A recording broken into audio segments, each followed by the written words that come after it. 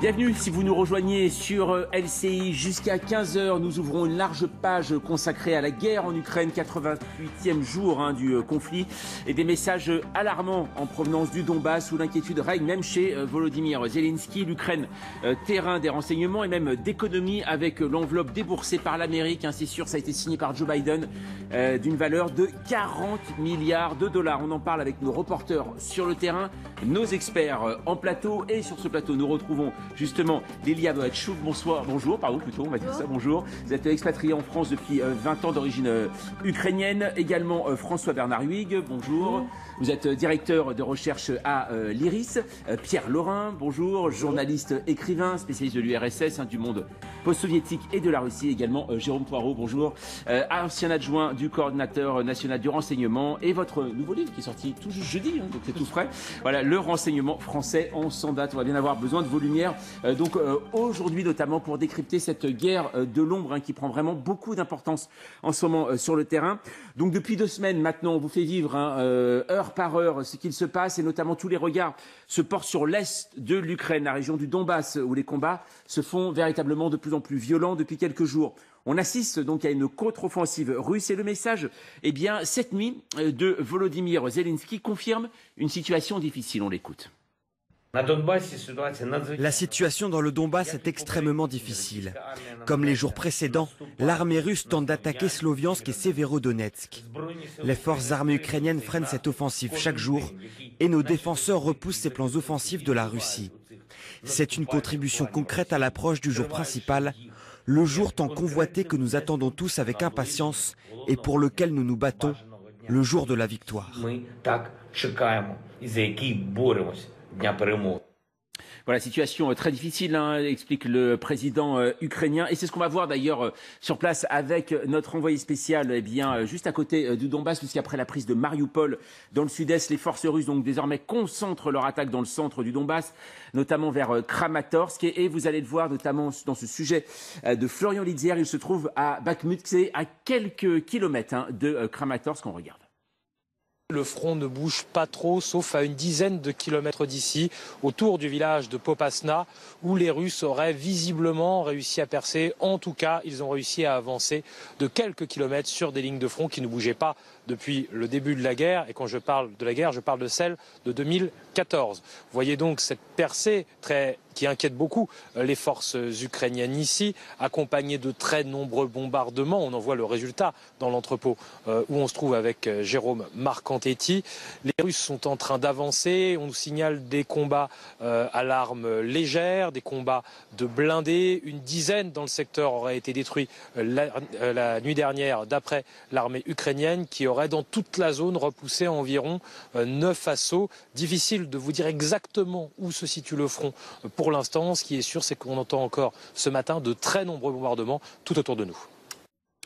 Voilà, une situation très difficile, très complexe dans le Donbass, et on va voir que cette offensive russe contre les forces ukrainiennes, on va se rendre compte à quoi elle ressemble, et ça c'est avec vos cartes, Justine Sago. Oui, tout à fait. Ce qu'on sait, c'est qu'en ce moment, les Russes multiplient les bombardements sur leur cible prioritaire. C'est une ville qu'ils encerclent depuis maintenant plusieurs jours. Également, juste à côté, il y a la ville de Lysychansk. Et cette ville est également massivement bombardée et encerclée par l'armée russe. Mais selon l'état-major ukrainien, ces dernières 48 heures, les Russes auraient été forcés de battre en retraite dans cette zone. En attendant de faire tomber cette zone spécifique, qui était un endroit clé pour accéder au reste du Donbass, les Russes se concentrent à d'autres endroits, notamment à Popasna, puisque en fait, ils lancent plusieurs offensives depuis cette ville qu'ils ont conquise depuis maintenant 10 jours. Ils avancent petit à petit vers l'ouest. Regardez ça, c'était il y a à peu près une semaine. Et désormais, regardez, les Russes ont pris toute cette zone en jaune et ils attaquent régulièrement justement vers Severodonetsk pour faire tomber cette zone verrou. Ils auraient pris à peu près une dizaine de kilomètres dans cette zone de Popasna. Les Russes avancent également dans le nord du Donbass. Regardez autour de Liman, ça c'était il y a à peu près une dizaine de jours. Et désormais, regardez, les Russes ont avancé. Ils auraient à peu près conquis ce territoire au nord du Donbass, ainsi que ces deux petites localités que vous voyez en rouge. Et si on regarde l'ensemble de ces cartes, eh bien, la stratégie russe aujourd'hui semble assez claire. Eh bien, c'est de pouvoir, regardez, faire la jonction entre leurs troupes qui se situent ici, à Sieverodonetsk, et celles qui sont à Liman, pour tenter de prendre en tenaille les quelques 5 000 à 10 000 soldats ukrainiens qui sont dans cette zone. Merci beaucoup, Justine Sago, pour toutes ces précisions. On va en parler aussi avec Père Dejon. Bonjour. Bonjour. Vous êtes vice-président de l'Institut Thémis, spécialiste de géopolitique. Une chose tout de même sur cette offensive, donc contre-offensive, même on dit russe. Il est vrai qu'il y a une semaine, lorsque les forces ukrainiennes semblaient avoir repris, notamment sur Kharkiv, la deuxième ville du pays qui se trouve au nord du Donbass. Là, on a véritablement l'impression que cette semaine, l'armée russe a voulu accentuer encore la pression, notamment après la prise de Mariupol. De toute façon, les Russes sont entrés dans un cadre. Quand on regarde le cadre tactique, par exemple, on voit bien qu'aujourd'hui, vous avez encore ce qu'on appelle des résistances extrêmement importantes ukrainiennes, et que les Russes, plus ou moins, ont dépassé, ont encerclé, etc., ces résistances. Donc aujourd'hui, on assiste, en tout cas depuis quelques jours, on assiste à ce qu'on appelle des réductions de résistance, et donc les Russes concentrent leurs forces, concentrent leurs moyens pour réduire ces résistances et faire reculer ce front de quelques kilomètres. Alors, par moments, c'est très stable. On voit bien qu'il y a des endroits dans le nord particulièrement où c'est relativement stable, et puis on voit qu'il y a des moments où les Ukrainiens ne peuvent pas tenir et reculent. Donc ce front est en train de bouger. Vous savez, les Russes avancent kilomètre par kilomètre. Au bout de 30 jours, ça fait 30 kilomètres, 60 kilomètres. Donc quoi qu'il en soit, la résistance ukrainienne empêche une forme d'escadronnade russe, mais dans tous les cas de figure, si vous voulez, la concentration des moyens russes leur permet de percer le plomb. Et l'objectif des Russes, concrètement, c'est d'avoir une espèce de système assez linéaire pour pouvoir, si vous voulez, conquérir l'ensemble du Donbass. Et aujourd'hui, ils sont à 2 doigts de réussir. Quoi qu'il en soit, il y a un tel rapport de force favorable pour les Russes qu'il n'y a pas de raison que ça n'avance pas vite, à l'exception du fait que les Ukrainiens résistent vraiment point par point, ville par ville. Pourquoi on a cette impression d'un coup d'avance plus rapide pour les forces russes? Ça veut dire qu'il fallait le temps pour l'armée russe pour se reconcentrer, pour rétablir une tactique? Alors, je pense pas. Je pense qu'ils sont déjà très conscients depuis quelques semaines, puisque depuis qu'ils ont quitté la région de Kiev, ils se sont installés dans l'est du pays, et donc ils sont concentrés. Le problème, c'est que c'est une guerre extrêmement compliquée pour les Russes, face à des fantassins ukrainiens enterrés, dans des positions préparées. Donc il n'y a pas guerre plus difficile qu'une guerre offensive face à des forces motivées, enterrées et préparées, et bien armées au passage, puisque les Américains font tout ce qu'il faut pour les armer. Le deuxième point, c'est qu'on assiste depuis quelques jours à une guerre d'artillerie, c'est une guerre de longue distance, et d'ailleurs on le voit sur les images, et les Russes utilisent largement, si vous voulez, leurs moyens de longue portée, leurs moyens d'artillerie, pour écraser sous les feux, si vous voulez, l'ensemble de ces positions ukrainiennes préparées. Donc en fait, c'est très compliqué aujourd'hui pour les Ukrainiens de résister. Il leur faut d'ailleurs très rapidement des moyens longue portée. C'est pour ça que les Ukrainiens réclament à corps et à cri des moyens d'artillerie qui sont en train d'arriver pour pouvoir répliquer, faire des tirs de contre-batterie contre les Russes et pouvoir rééquilibrer éventuellement ce front. Lilia Boetchouk, quand vous entendez de la part de Volodymyr Zelensky, qui en fait n'a jamais été très pessimiste, au contraire, bien sûr, on le découvre, et on voit à quel point il est devenu important aussi pour la parole des Ukrainiens, quand il dit situation très difficile, est-ce que ça vous inquiète tout de même? Ça m'inquiète beaucoup, à vrai dire. Ça m'inquiète énormément. Ça inquiète tous les Ukrainiens. Mais nous restons positifs. Nous avons confiance en notre armée. Nous avons confiance en nos soldats. Nous savons qu'ils font tout ce qui est possible pour défendre notre pays au maximum. Je tiens juste à revenir sur un point. Le message que je veux faire passer aujourd'hui, c'est de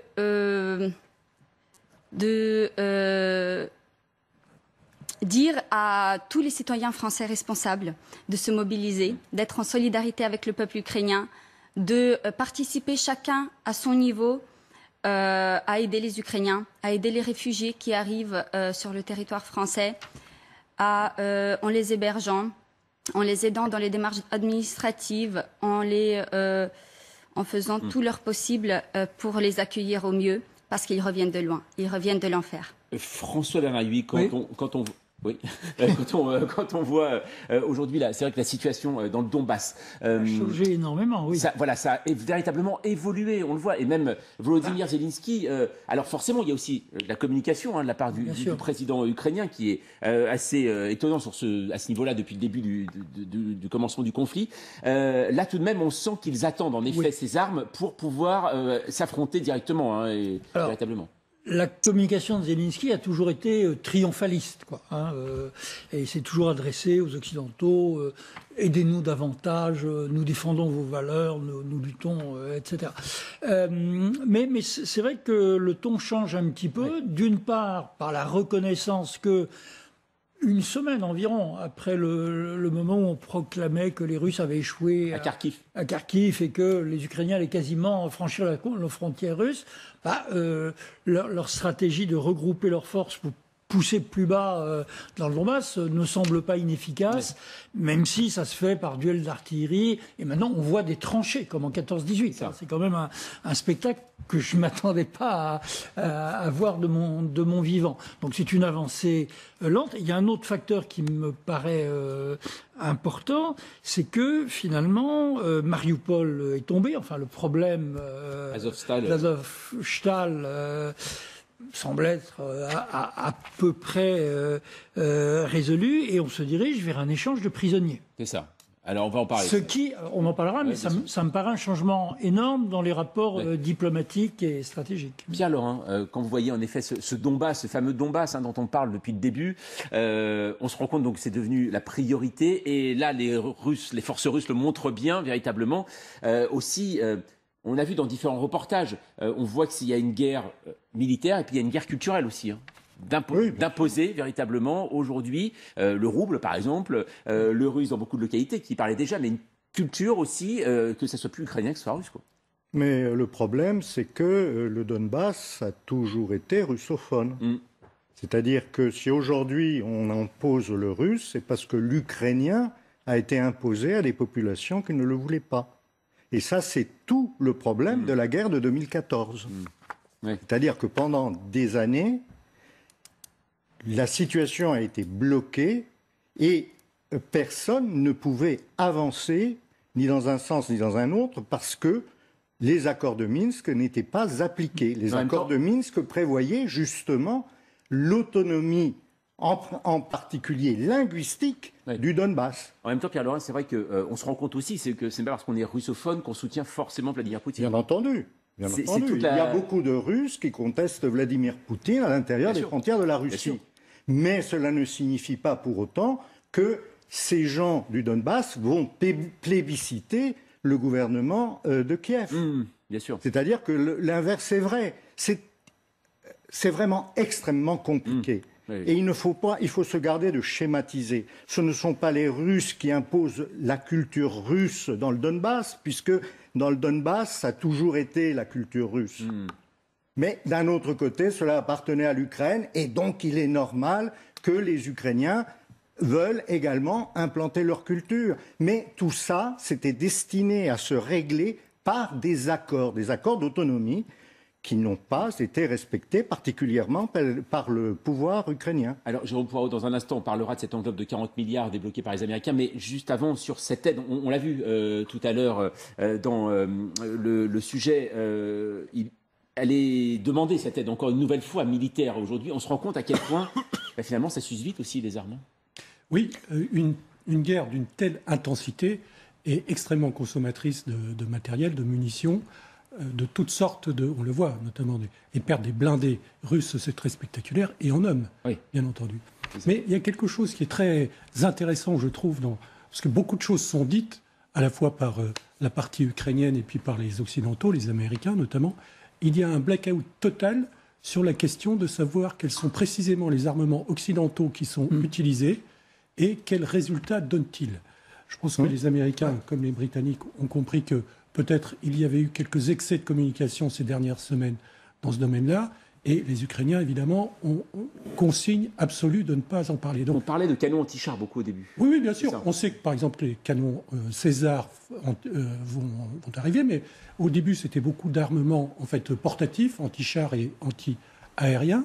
Mais on ne sait pas quelle est finalement la part que ces armements tiennent dans les succès militaires ukrainiens. Donc là, il y a un grand mystère qu'on éclaircira sans doute un jour, mais qui est très intéressant. Pierre Dejon, vous êtes toujours avec nous. Aujourd'hui, cet armement, il faut qu'il soit encore plus massif pour aider les Ukrainiens. De quel armement, finalement, aujourd'hui, manque l'armée ukrainienne ? En fait, ils sont assez bien dotés en armement individuel et en armement, je dirais, anti-char de courte portée. Concrètement, l'armement anti-char, ça fait un missile, en gros, à 2000-2500 mètres. Donc, à courte portée, ils sont dotés. Le problème, c'est la longue portée. Et la longue portée, ils sont pas du tout équipés. En tout cas, ils sont équipés avec des canons russes d'origine, donc très lourds, et en fait, avec des portées relativement courtes. C'est pour ça que le César est intéressant, parce qu'il a une portée de 40 km. Le problème, c'est qu'ils vont en avoir que 12. Alors, c'est les Américains qui vont avec leur 8 qui vont fournir, on dit quasiment une centaine, et là, ça va vraiment changer le rapport de force. Parce qu'aujourd'hui, les Ukrainiens n'ont pas d'allonge. Ils sont des positions enterrées, des positions préparées, ils peuvent tirer globalement à 2500 mètres, et accessoirement avoir des appuis, je dirais, de moyenne portée, donc de quelques kilomètres.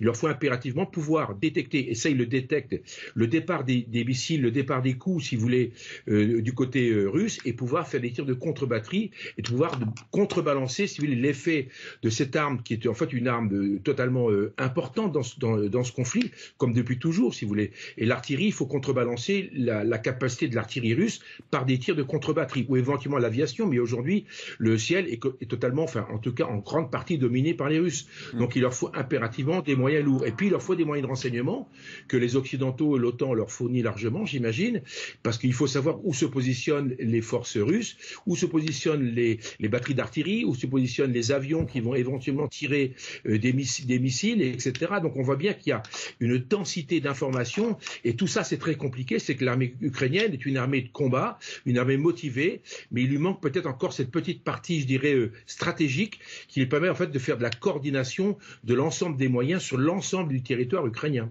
Je crois que les canons César, c'est bien les canons français, hein, c'est ça. C'est un canon français qui a, alors je parle sous le contrôle des experts, qui a un avantage, c'est qu'il a une grande portée, une grande précision, il est très précis, mais surtout après avoir tiré, il se déplace très vite. D'accord. Voilà. Okay, d'accord. Et j'ai pas dit de bêtises.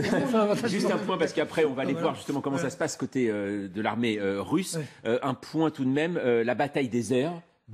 Aujourd'hui, on n'en voit pas d'avion. Il n'y a pas d'avion. Non, très peu, parce que manifestement les Russes ont, depuis le début de ce conflit, un problème pour résoudre quelque chose qui est fondamental, c'est arriver à distinguer leurs avions, leurs aéronefs, hélicoptères, avions, de ceux de l'ennemi. Ah, pourquoi ? Parce que finalement, qu'est-ce qui ressemble plus à un MiG russe, et c'est un MiG ukrainien ou un hélicoptère. Et il y a eu, dans les dernières années, plusieurs erreurs de tir qui ont été commises par les Russes. Donc, quand ils voient un avion s'approcher, les troupes au sol ne savent pas toujours, finalement, si c'est un avion qui vient les appuyer ou un avion qui vient les détruire. Ce qui a réduit pour partie l'utilisation de l'aviation. Et puis par ailleurs, comme l'armée ukrainienne est dotée de missiles sol-air à courte portée extrêmement efficaces pour détruire des aéronefs, elle est utilisée, l'aviation russe, mais avec parcimonie. Alors, oui, c'est ce qu'on appelle le friendly fire, le feu amical qui peut vous descendre les ventres. Et ça n'est pas arrivé qu'aux Russes, ça a été un des problèmes des Américains pendant la guerre du Golfe. C'est ça. C'est pas un problème absurde. Hein. On le dit, donc les Ukrainiens, bien sûr, résistent, parfois même dans des tranchées, hein, vous en parliez. Mais comment ça se passe lors de cette offensive ? Eh bien, côté russe, notre envoyé spécial sur place, hein, Jérôme Garraud, il a accompagné les soldats russes pendant 3 jours, et notamment, vous allez le voir, dans la ville symbole de Mariupol, un reportage au milieu des ruines. Alors nous nous sommes rendus à Mariupol, dans l'usine Ilyich, qui est la plus grosse usine du Donbass, et c'est l'une des plus grosses usines de tout le territoire ukrainien.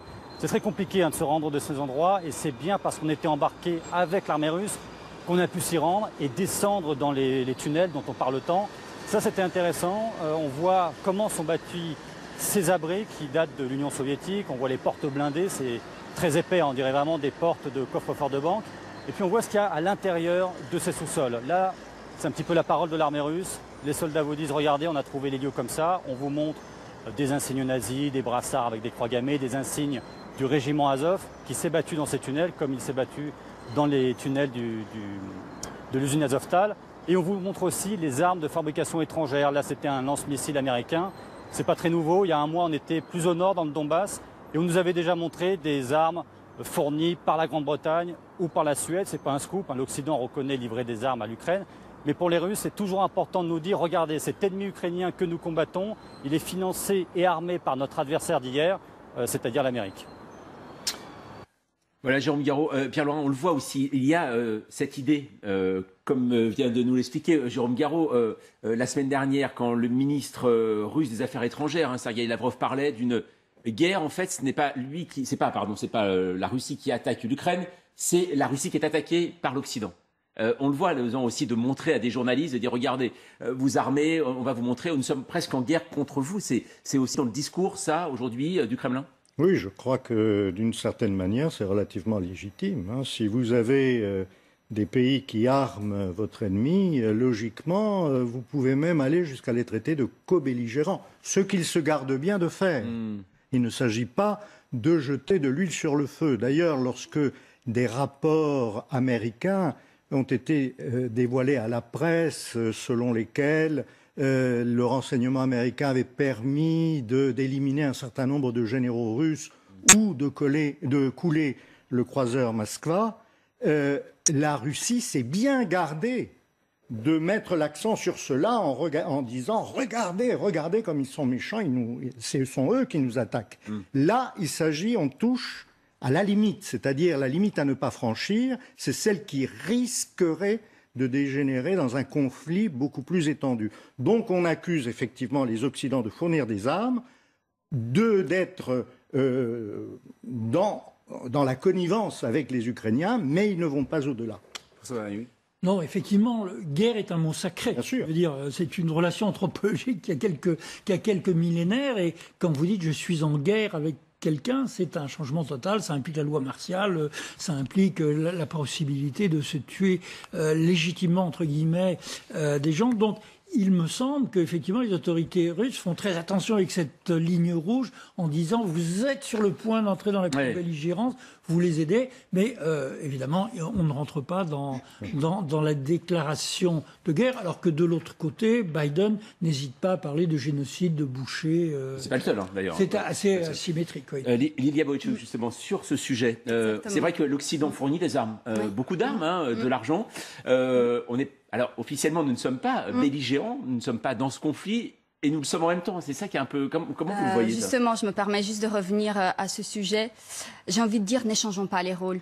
C'est bien la Russie qui a attaqué l'Ukraine, et non pas l'inverse. En l'occurrence, et elle l'a fait de manière cruelle, elle l'a fait de manière aussi délibérée que celle-là. En l'occurrence, nous nous battons contre le pays le plus grand au monde, de par sa superficie. Nous avons besoin de l'aide. Vous pensez que, par exemple, la France, est-ce que vous pensez que nous sommes partie prenante? Est-ce que nous, on est partie dans ce conflit? Est-ce qu'on est à vos côtés, à votre avis, sur place, dans le fait de donner des armes?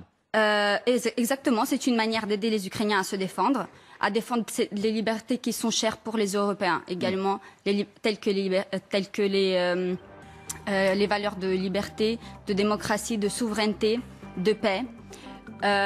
Donc effectivement, l'aide des Français et des Européens, des Américains est extrêmement importante pour nous, puisque nous défendons ces valeurs-là. On va y revenir de toute façon dans un instant. Je vous remercie juste Pierre Dejon pour ces interventions toujours très précises. Dans un instant, on va reparler bien sûr de l'Ukraine, de la guerre et notamment de cette guerre de l'ombre de renseignement et de cette enveloppe votée par les États-Unis d'aide à l'Ukraine, 40 milliards de dollars. On revient dans un instant sur LCI. 14h30 sur LCI, bienvenue si vous nous rejoignez. Nous parlons de la guerre en Ukraine, 88e jour d'invasion russe de l'Ukraine et la pression toujours aussi forte, toujours aussi violente dans l'est du pays, dans la région du Donbass. On en parle également par un biais qu'on évoque assez peu. C'est assez logique en même temps, puisque c'est un peu le but de leur activité, c'est de ne pas se faire voir, c'est-à-dire en fait les agents de renseignement qui sont à la manœuvre sur place côté ukrainien et côté russe. Ce matin, le ministère de la Défense britannique confirme donc l'avance russe avec des renseignements très précis.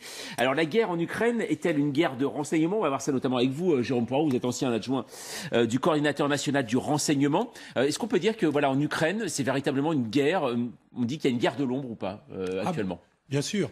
Plus importante qu'un autre conflit ou Oui, pour une raison simple, c'est que sont en présence deux grandes puissances de renseignement, la Russie et les États-Unis, puisque le renseignement ukrainien est avant tout du renseignement américain. Et puis la très haute intensité des combats nécessite d'avoir en permanence des moyens de renseignement qui sont devenus gigantesques, notamment côté américain. Donc cette puissance américaine qui est aussi déployée dans le domaine du renseignement est un avantage de première importance pour les combats, pour les Ukrainiens, mais les Russes ne sont pas en reste. Donc c'est vraiment, depuis la Deuxième Guerre mondiale, c'est vraisemblablement, et c'est même certainement, la guerre qui met en scène le plus de renseignements, de moyens et d'utilisation du renseignement. Quand les moyens pour justement arriver à obtenir ces informations, c'est quoi? C'est des moyens technologiques ou humains aussi? Est-ce qu'il y a des personnes sur place, des agents sur place? Il y a toutes sortes de... Alors on appelle ça des capteurs, c'est-à-dire il y a toutes sortes de moyens. Bien sûr, tous les moyens mis à disposition par une agence américaine qui est la plus puissante, mais dont parle assez peu, c'est la NSA, c'est-à-dire c'est l'agence technique, les grandes oreilles qui captent... On les connaît bien à Paris, notamment, pour certaines affaires. Qui écoutait Hollande et Merkel, par exemple. Qui écoute tout le monde depuis toujours. Tout à fait, c'est très simple, mais là qui est capable de concentrer des moyens satellitaires, des moyens cyber, c'est très important. Et puis il y a évidemment des agents sur place, soit des agents du renseignement militaire russe, bien sûr, et puis de différentes puissances occidentales qui sont très précieux. Et puis il y a vraisemblablement aussi des agents infiltrés à Moscou dans les lieux de pouvoir pour avoir un autre type de renseignement, c'est-à-dire essayer d'anticiper quelles peuvent être les décisions qui seront prises à Moscou. François Bernard-Huyghe. Je confirme que la NSA, National Security Agency, c'est-à-dire les grandes oreilles de l'Amérique, tous ces satellites, ces interceptions cyber, je crois que c'est le premier employeur de mathématiciens du monde. C'est un budget que j'oserais même pas dire, tellement j'aurais peur de me tromper. Donc c'est gigantesque. Et la preuve de l'excellence du renseignement, enfin les indices, disons, de l'excellence du renseignement américain, c'est tout ce qu'il disait avant le 24 février qu'on a pas cru sur l'heure et l'endroit du déclenchement de l'offensive. Et c'est également un indice, c'est quand même ces généraux russes qui se font descendre comme un tir au pipe en terre. Et ça, c'est pas le fruit du hasard et ça n'est probablement pas dû au seul renseignement ukrainien. Il y a forcément l'énorme machine de la NSA qui a dit où ils étaient en interceptant des communications, suivant par satellite, ce genre de choses. Une chose, juste pour revenir au début, Jérôme Poirot, pourquoi on les a pas crus, les Américains, quand Vladimir Poutine... Parce qu'ils avaient menti avant. Oui, c'est ça. Non, et voilà, pourquoi on les croyait pas? Oui, il peut y avoir de ça, parce que l'instrumentalisation par le pouvoir américain du renseignement dont il dispose, quelque chose qui est bien connu, et puis parce que, vous savez, il y a beaucoup d'exemples dans l'histoire, y compris dans l'histoire très récente, de chefs d'État ou de gouvernement qui disposent de renseignements de qualité, mais qui ne le croient pas ou ne veulent pas le croire, parce que ça impliquerait de devoir prendre des décisions qui sont difficiles. Et puis, vraisemblablement, parce que les Américains ont une grande habitude, en fait, d'utiliser, de communiquer en employant le renseignement, en indiquant que leur information vient de leur appareil de renseignement, ce qui n'est pas du tout une habitude française. Pierre Lerin, c'est vrai que aussi, quand on parle...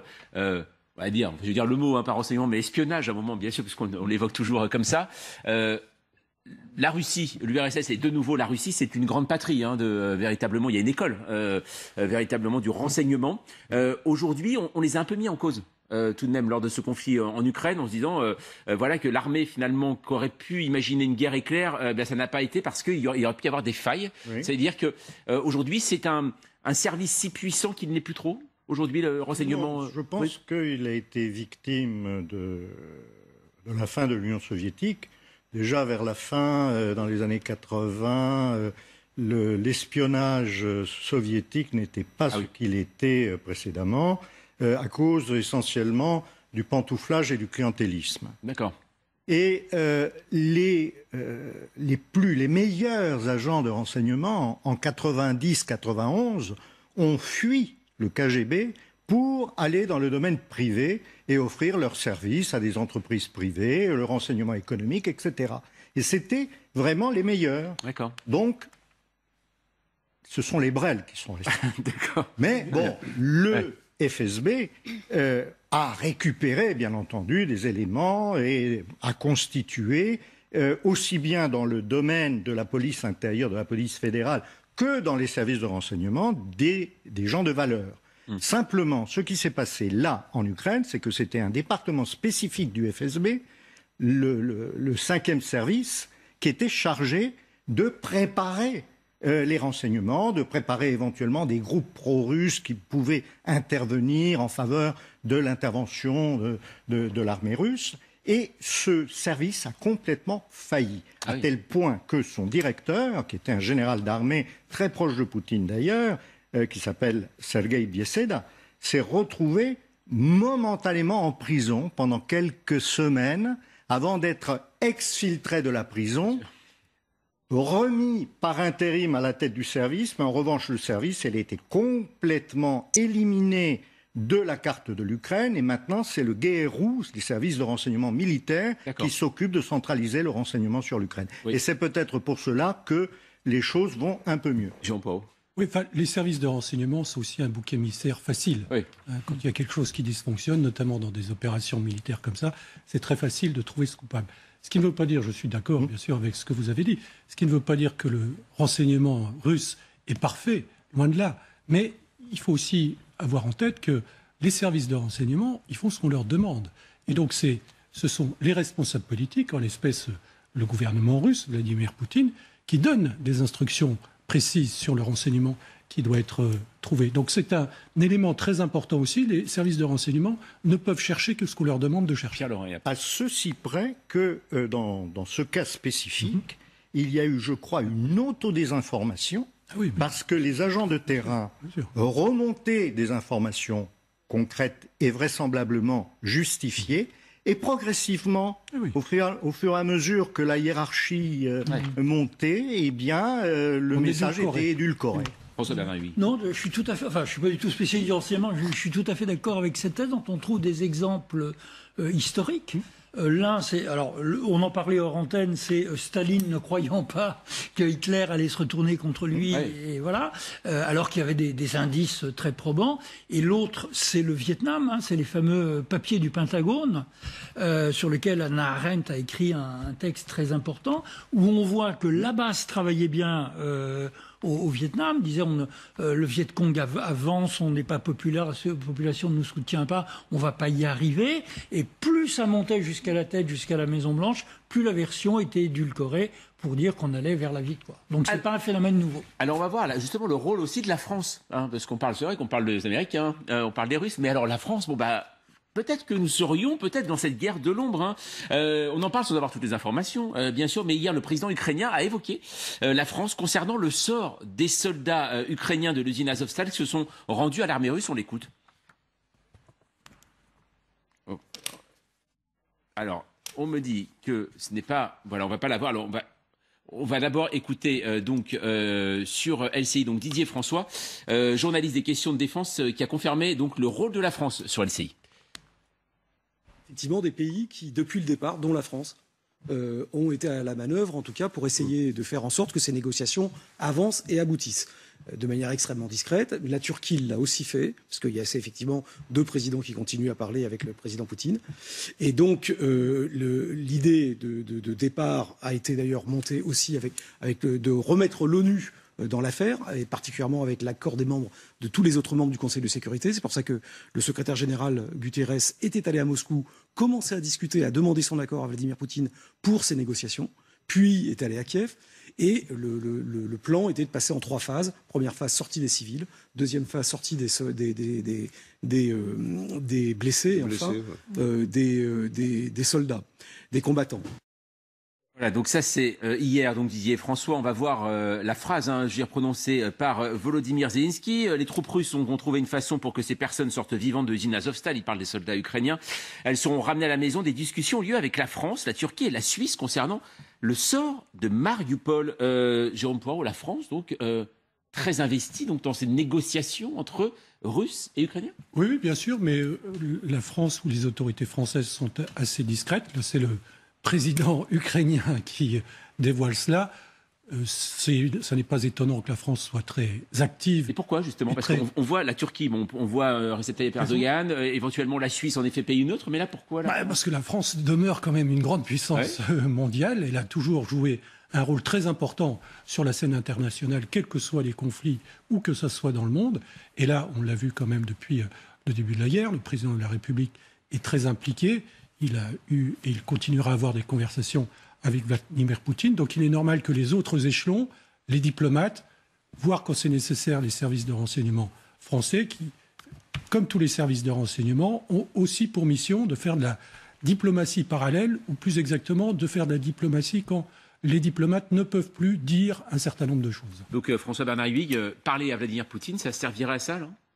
Je pense de toute façon qu'il faut parler à Vladimir Poutine, que la France n'est pas la plus mal placée là-dessus, même s'il y a un certain temps, Vladimir Zelensky avait presque engueulé Macron, quoi, en disant qu'il parlait de concessions territoriales, qu'il n'en était pas question, que c'était la victoire. Donc oui, la France, alors, parce que nous sommes une grande puissance, parce qu'on a une tradition diplomatique, accessoirement, l'Union européenne, etc., ne serait pas en mauvaise position. Alors, il y a un autre pays qu'on oublie dans tout ça, c'est l'Italie, puisque Di Maio, le ministre des Affaires étrangères, a lui-même proposé un plan de paix en 4 étapes à très long terme, qui est quelque chose d'assez sophistiqué. Disons qu'il y a des bonnes volontés qui se présentent, quoi. Et Lilia Wojciuk, le fait qu'Emmanuel Macron parle à Vladimir Poutine, pour vous, alors on peut voir en effet quelque chose d'un peu concret là-dessus, sur éventuellement un échange de prisonniers. C'est important qu'il y ait toujours ce canal qui existe ou pas? Par exemple, on sait qu'il est très critiqué pour ça. Le fait que Macron continue à parler à Zelensky... Non, à Poutine. À Poutine, pardon. À Poutine, c'est... Effectivement, il faut toujours garder le canal ouvert, un canal de communication pour essayer de résoudre le conflit de cette manière-là. C'est vrai que je pense que on en a les preuves. Il ne sert pas à arrêter la guerre, ça c'est certain. Il ne servira pas à le faire, malheureusement. Je pense que de toute manière, la France doit continuer à livrer des armes aux Ukrainiens de manière plus intense que ce qu'ils font actuellement. De soutenir les Ukrainiens sans faille dans le combat qu'ils sont en train de mener. J'ai envie de dire, ne mettons pas de réserve sur ce que les Ukrainiens sont en train de vivre. Ce sont des crimes de guerre, des crimes contre l'humanité commis par la Russie et en l'occurrence l'extermination du peuple ukrainien. Pour défendre les valeurs, comme je l'ai dit tout à l'heure, de liberté, nous avons besoin du soutien des Européens et des Américains qui sont en train de donner l'exemple. On va en parler justement du soutien des Américains avec cette enveloppe donc signée. Joe Biden était en visite en Corée du Sud hier et il a signé donc la loi adoptée jeudi par le Congrès apportant une gigantesque enveloppe de 40 milliards de dollars pour l'effort de guerre ukrainien contre la Russie. Alors la loi comprend 6 milliards, à peu près 15,8 milliards d'aides humanitaires et économiques et 24,2 milliards d'aides militaires. On va en parler avec Jean-Éric Brana. Bonjour à vous. Bonjour. Vous êtes maître de conférence, notamment spécialiste des États-Unis. Comment cette aide et ce vote et cette signature de la part de Joe Biden, comment elle a été perçue aux États-Unis ? Elle est très bien perçue puisque le peuple américain est totalement engagé derrière son président et c'est vrai qu'il y a un bloc bipartisan qui est en faveur de l'Ukraine. On l'a vu d'ailleurs avec les déplacements à la fois de la présidente de la Chambre, Nancy Pelosi, mais également du leader de la majorité républicaine, Mitch McConnell, qui se sont tous les deux rendus successivement à Kiev. Et puis on l'a vu par le vote, puisqu'il y a eu simplement 57 députés qui n'ont pas voté tous de l'extrême droite américaine et 11 sénateurs également de l'extrême droite américaine. Pour le reste, c'est un vrai bloc derrière le président. Et pour ce qui concerne la population, des sondages sont faits très fréquemment. Le dernier sur NBC disait que 10%, simplement 12% exactement, ne voulaient pas qu'il y ait une aide massive à l'Ukraine. Ça fait donc, vous voyez, un volant très favorable en faveur des Ukrainiens. Pourquoi finalement Joe Biden, au départ, que l'on a senti pas forcément en avant pour contrer cette guerre, pourquoi a-t-il embrassé cette cause ukrainienne ? Alors, je vais reprendre je citais Mitch McConnell tout à l'heure, et ce sont les mots de ce républicain qui sont partagés par l'ensemble des Américains. C'est qu'il s'agit non pas de faire de la philanthropie de l'Ukraine, mais véritablement de sécurité nationale pour les Américains.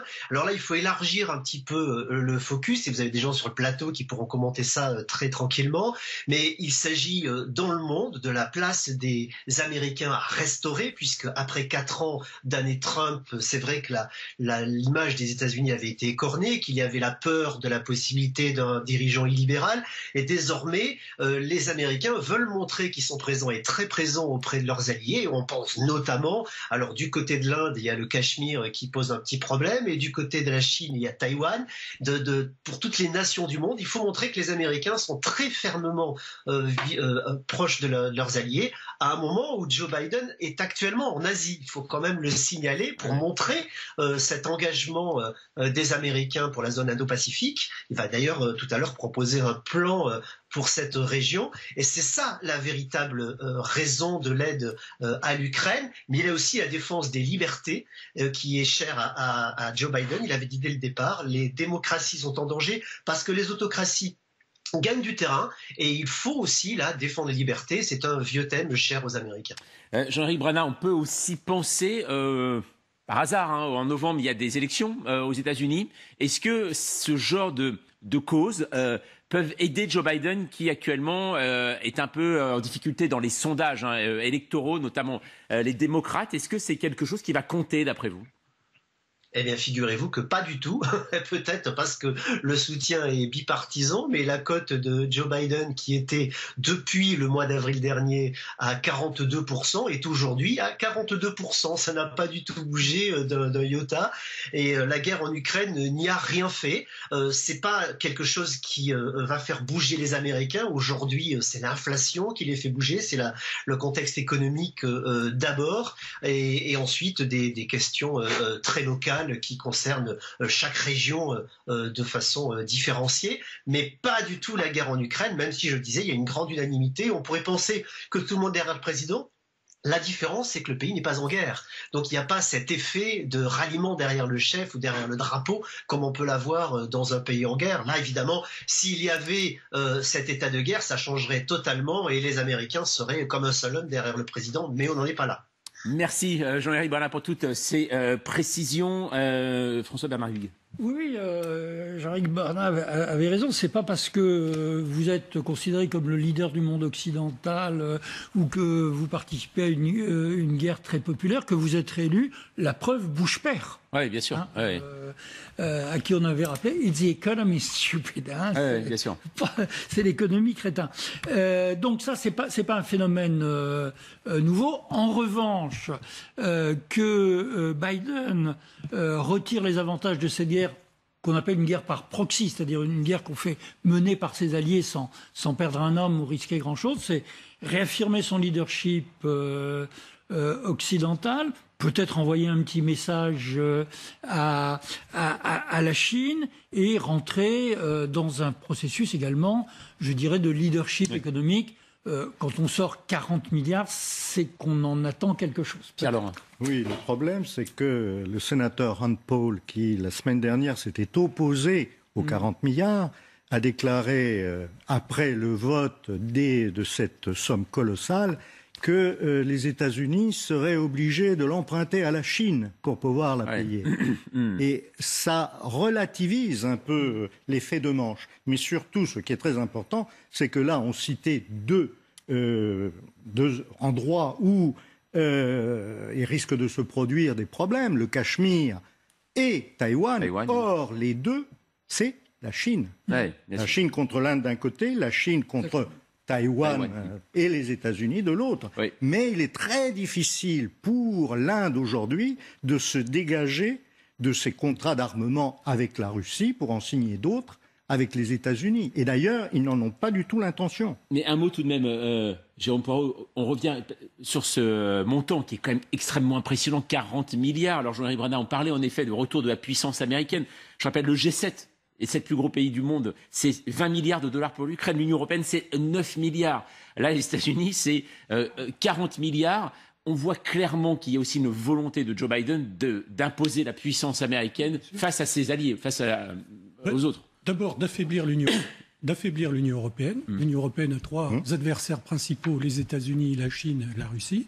Et donc là, d'une certaine manière, les États-Unis se substituent à l'Union européenne qui aurait pu faire des efforts supplémentaires. Et puis le deuxième volet, c'est que ça affaiblit encore davantage toute velléité d'une Europe de la défense, puisque la Suède et la Finlande vont vraisemblablement entrer dans l'OTAN. Donc ça facilitera davantage encore des ventes d'armes américaines en Europe, au détriment de qui? Notamment de l'industrie de l'armement française, qui est la plus puissante en Europe. Et ça peut inciter aussi d'autres pays, ou même d'autres unions, comme l'Union européenne, à monter encore le niveau d'aide? 9 milliards pour l'instant. Ça va être difficile, parce qu'après, il faut quand même faire quelque chose de cet argent. Les sommes dont vous parlez sont très supérieures à ce qu'est le budget annuel de l'État ukrainien. Ouais. Donc même si, évidemment, le volet reconstruction consommera des sommes considérables, ce sont des sommes gigantesques à l'échelle de l'Ukraine. Allez, juste pour terminer, je voudrais juste vous montrer quand même quelques photos. Désolé, Pierre-Laurent, mais ça va se terminer. Je voudrais vous montrer une photo. Voilà, c'est la réouverture de l'opéra de Kiev, résilience totale du pays véritablement ukrainien. Les autorités donc ont décidé hier de rouvrir en grande pompe l'opéra de Kiev, tandis que le festival annuel de l'orchestre philharmonique de Lviv a maintenu son rendez-vous dit de printemps. En hommage aux victimes de la guerre, les musiciens ont ouvert le récital par le Requiem de Mozart. Lilia Boachuk, il se passe tout de même des choses dans la résilience en effet ukrainienne, même sur place, on le voit. Même sur place, effectivement. Ravi de voir que la vie reprend. Ouais. Que la vie reprend à Kiev, de voir que, effectivement, ravi de savoir que les Russes n'ont pas réussi à prendre notre capitale également. Vous vouliez poser une question? Eh bien non, parce qu'en fait ça va se terminer, vous savez, c'est terrible. Non mais ça se termine en fait, je suis désolé, vous savez qu'on entend une petite musique. Voilà, merci en tout cas pour votre témoignage. Dans un instant, eh bien vous pourrez réécouter, revoir d'ailleurs le grand jury de Jean-Luc Mélenchon. L'info continue sur LCI.